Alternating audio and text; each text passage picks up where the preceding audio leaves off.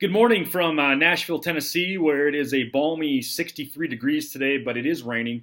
But I certainly am enjoying this very nice warm weather here in January.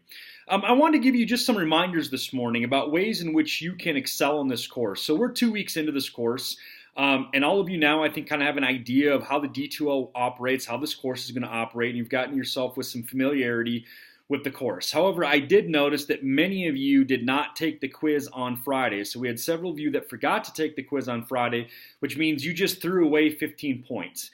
So I think it's essential that you check the course news every day on D2L, and I think it's essential that you pay attention to the course schedule every day and that you log into D2L every day so that you don't forget about assignment that must be submitted or to take a quiz or to take an exam. Many of you forgot to do that on Friday, and that simply cost you 15 points, and you don't get the opportunity to make those points up or to make up quizzes. So it's essential that you log into D2L every day, read the course news that are chock full of reminders, and pay close attention to your course schedule.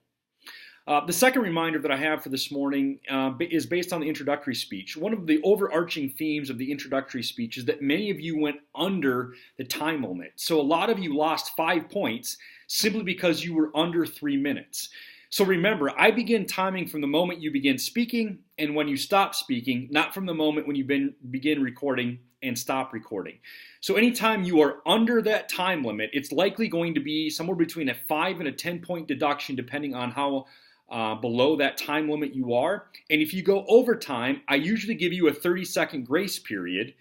But again, anything over that 30 seconds is also going to result in a point deduction. So it's imperative that you follow directions. It's imperative that you stick within that time limit. And it's essential that you meet the time limit. Otherwise, you're just, again, giving away points and making my job grading speeches quite easy because I'm not actually grading anything. I'm grading mistakes because you didn't take the time to follow the directions of the assignment. So it's imperative that you follow directions when completing those speech assignments. Number 3, I noticed some basic errors in your personal statement outlines. Number 1, several of you submitted outlines that were not in the outline format. So I don't know what format you were using, I guess your own format, but it did not resemble the format that you were taught in this course. So again, go back to the readings that you completed last week, go back to the textbook, which has sample outlines for you to follow, and pay close attention to the outlining format so that you don't, receive deductions from your grade simply because you submitted an outline that's not in the proper outline format. The second mistake I noticed is that many of you did not write incomplete sentences. So anytime you complete an outline for this course, it must be in complete sentences. Each aspect of the outline should be one sentence only.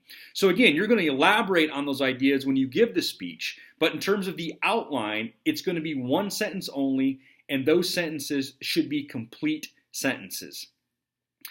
The third thing that I noticed is that some of you tend to repeat the same idea over and over. So again, all of your main ideas should answer why you believe the way you do. And those should be 3 distinct reasons why you believe the way you do. And then your subpoints should be points that support that main idea, okay?